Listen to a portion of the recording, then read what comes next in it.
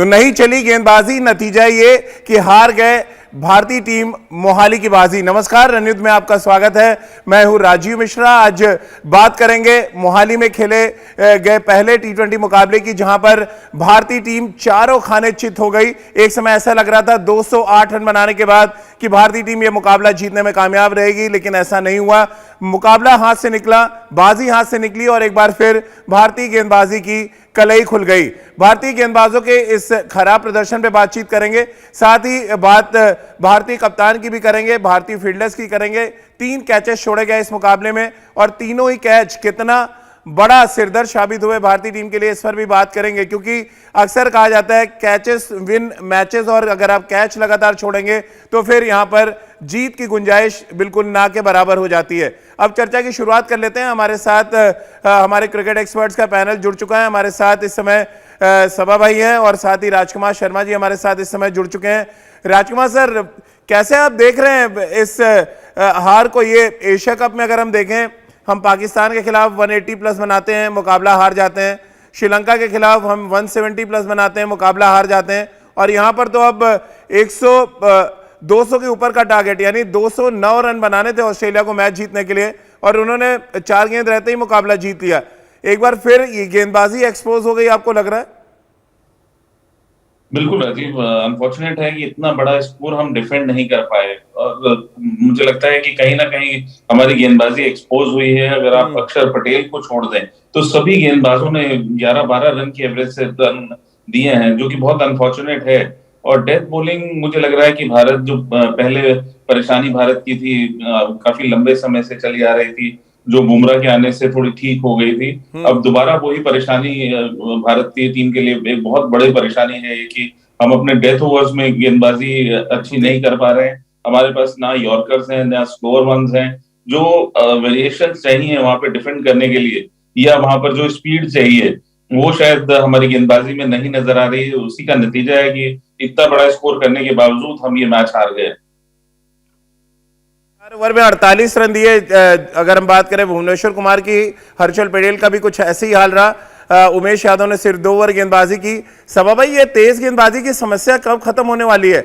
इस तरह से पिटाई होती रही तो हम वर्ल्ड कप जीतने का ख्वाब कैसे देख पाएंगे, या ख्वाब ये कैसे पूरा होगा?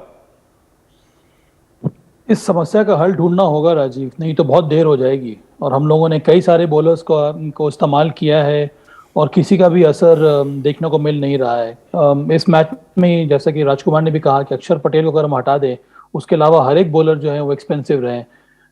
हर्षल पटेल ने 3 ओवर डाले, अच्छी गेंदबाजी की थी, पर अंतिम जो 18वां ओवर डाला वहां पर वो काफी ज्यादा महंगे साबित हुए। भुवनेश्वर कुमार, ये तीसरी बार है कि 19वां ओवर डालने के लिए उनको कहा गया था और 19वां ओवर उन्होंने बहुत महंगा डाला है। 18वां 19वां ओवर मिलाकर भारत ने 38 रन दिए हैं। तो आप समझ सकते हैं कि दबाव जब बढ़ता है भारतीय गेंदबाजों के ऊपर, विशेष करके अंतिम के ओवर्स में या फिर डेथ ओवर्स में, वहां पर हमारी जो गेंदबाजी है वो बिखर जाती है। और कई सारे बॉलर्स को हम लोगों ने इस्तेमाल किया है और सबका हाल यही हो रहा है। इस समय हम लोग बहुत ज्यादा विश्वास बनाकर बैठे हुए हैं जसप्रीत बुमराह के ऊपर, पर वो कितने मैच फिट हैं, कब वो वापसी करेंगे, उनका फॉर्म क्या रहेगा, ये कहना बहुत मुश्किल है। उसके साथ साथ हमारी ग्राउंड फील्डिंग, हमारी कैचिंग कितनी खराब रही है, और हर एक रन का फर्क पड़ता है। अब कैमरून ग्रीन का कैच अगर अक्षर पटेल पकड़ लेते तो इतना बड़ा स्कोर वो खड़ा नहीं कर पाते। स्टीव स्मिथ ने कैच ड्रॉप होने के बाद कुछ और रन जोड़ दिए। मैथ्यू वेट को आप देखिए, आईपीएल के लिए जब खेल रहे थे तब वहां उन्होंने रन बनाए नहीं, पर वो जब नीचे आए बल्लेबाजी करने के लिए ऑस्ट्रेलिया के लिए, तो वहां उन्होंने 45 रन बना दिए। तो ये सारी समस्याएं हैं जो भारत को बहुत जल्दी इसका विकल्प ढूंढना होगा।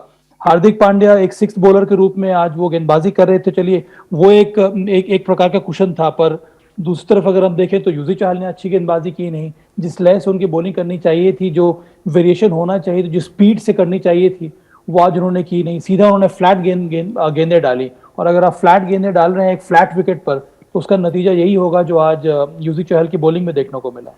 तो चलिए एक बार फिर जरा नजर डाल लेते हैं कि भारतीय टीम जो मुकाबला हारी है, पहला मुकाबला 208 रन बनाने के बाद हारी है, तो क्या वो बड़ी वजह रही है? एक बार फिर आपको बता दें, तेज गेंदबाजों की जमकर पिटाई हुई।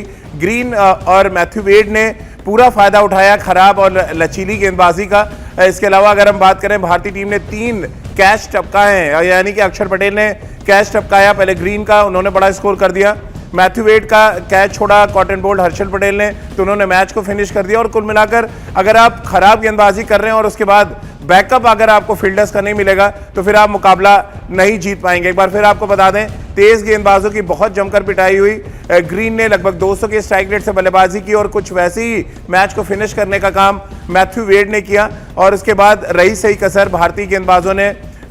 एक तो खराब गेंदबाजी की थी, भारतीय फील्डर्स ने कैचेस छोड़कर मैच बहुत आसानी से ऑस्ट्रेलिया की झोली में डाल दिया। हमारे साथ राजकुमार शर्मा जी और सबा करीम लगातार इस चर्चा में है।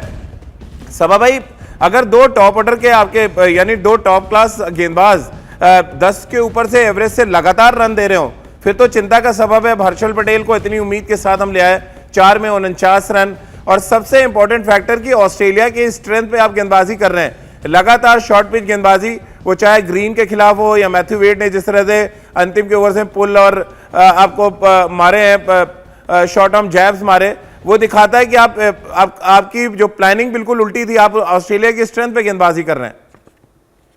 ऐसी बात भी नहीं है राजीव, आपने देखा होगा कि भुवनेश्वर कुमार ने थोड़ा बहुत परिवर्तन करने का प्रयास किया था। उन्होंने ज्यादातर जो अंतिम के ओवर्स डाले वहां पर उन्होंने यॉर्कर डालने का प्रयास किया था, पर उनकी जो गेंदें हैं यॉर्कर तो हो रही थी पर डाउन द लेग साइड चली जा रही थी। इसकी वजह से उनको फिर वापस अपने लाइन ऑफ अटैक बदलना पड़ा, जिसकी वजह से उनकी पिटाई हो गई।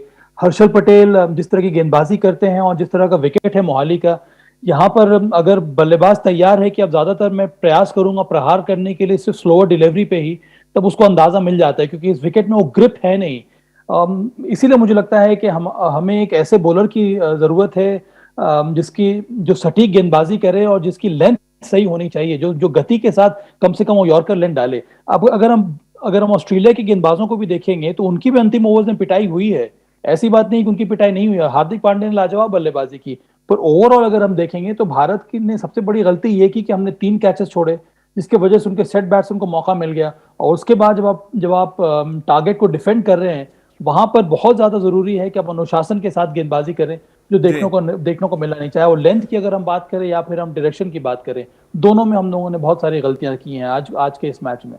राजकुमार सर, 3 कैचेस छोड़े गए, क्या बड़ा फर्क डाल दिया उन्होंने मैच में।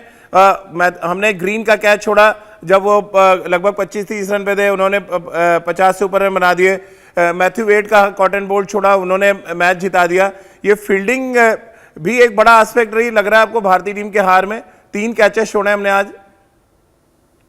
बिल्कुल राजीव, आप जब ऑस्ट्रेलिया जैसी स्ट्रॉन्ग टीम के खिलाफ खेल रहे हो और उनके जिस तरह के बल्लेबाज हैं, अगर आप उनको एक मौका दोगे तो फिर वो मैच आपसे दूर ले जाएंगे, और वही हो गया आज। अगर आप देखें कि ऑस्ट्रेलिया के अगेंस्ट अगर आप 3 कैचेस छोड़ रहे हैं तो बहुत मुश्किल है वहां से, क्योंकि फ्लैट ट्रैक है। आपकी बॉलिंग ऐसी नहीं है कि आप के पास 3 गेंदबाज जो ऐसे हों जो 150 प्लस डालते हों। तो हमारी गेंदबाजी भी उतनी गेंदबाजी में उतना पैनापन नहीं है, और साथ साथ उसके इस तरह की फील्डिंग होगी तो फिर कोई भी स्कोर डिफेंड करना बहुत मुश्किल हो जाएगा। अभी आप देखिए कि 4 गेंदें अभी भी बाकी थी जब ये मैच खत्म हुआ है, तो कहीं ना कहीं सोचना होगा फील्डिंग कोच को और हेड कोच को कि हम फील्डिंग पर भी जोर लगाएं।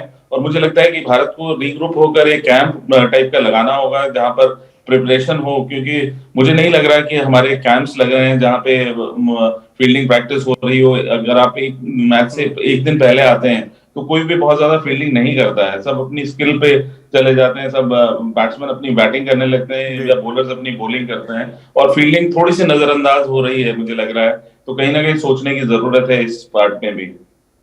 चलिए यहाँ पर एक छोटे से ब्रेक के तुरंत हाजिर होते हैं।